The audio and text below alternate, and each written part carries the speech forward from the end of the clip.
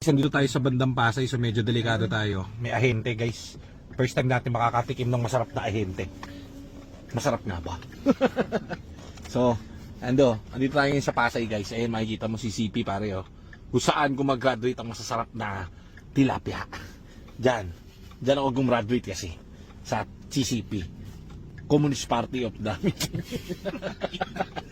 iba pala yun. Parang yun nga si Madam. Asan si Madam? Yanata eh. Asan? Sa 7-Eleven, naka-block na din. Yung naka-block? Na nga ba, may harap kapag sa'yo. Patay tayo dyan pare. May kasamang dalawang anak, Mike. Baka gawin ka paninong yan. Ampun mo. Ayun o. Ayun, tinetext tayo. Ikaw muna po ba? Delikado tayo dyan pare.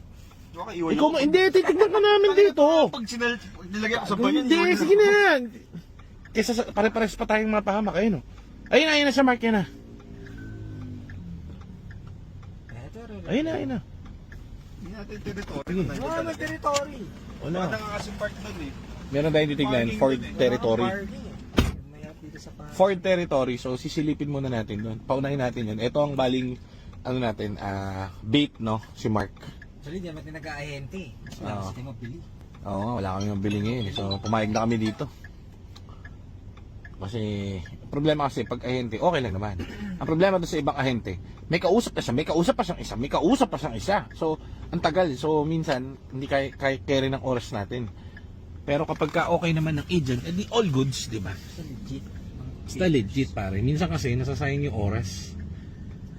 Naghanap kami ng territory. Ito, bumagsak territory. Dito, sa may Pasay. Titignan natin. Sinaksak na yata si Mark, ah. Ano? Umalis si Evans eh. Wala na nga si Mark. Parang nawala na si Mark. Wala na. Wala na guys. So, Balik tayo. balik na tayo siguro. Okay na siguro to. Pati sila ma'am nawala. Malalaman natin. So, ang pain natin guys, si Mark Yakis. Kasi, wala lang. Saan naman pain natin? So, titingnan natin kung babalik ba siya. Ano bang re-report na sa atin. Mga ganun bagay.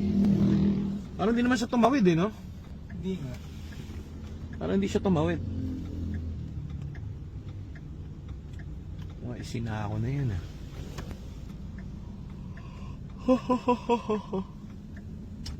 Teka, babalitaan namin kayo. Meron. Nandyan. Maganda. Hindi ko muna sinilip, pero may nakita. Pero siya ngayon, pinintay natin may-ari. Oo, sabi niya tatawagin tayo may Inchik eh. Sa bagay, sabi niya ata inchik. puro iPad yan eh, so baka bahay ng Pogo. Nako, talon. Talon? Baka, puro inchik yun. Inchik yung Saan? nakasulat sa building yun. Gardens by Residence Shade. Mondo. Ano ba, bababayin natin ba siya, ganon? Ewan mo na dito kayo. Hindi, natawagin tayo yung may-ari eh. Rito, iwan ko muna yung gamit ko rito. Sige. Silipin natin.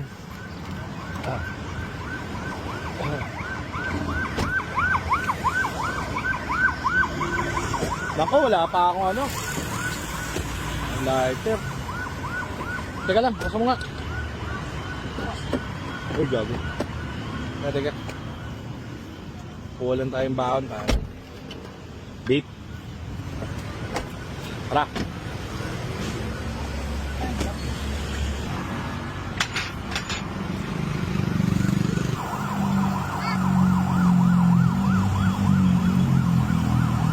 Building dito, problema dito kami sa labas na nagdi-deal eh.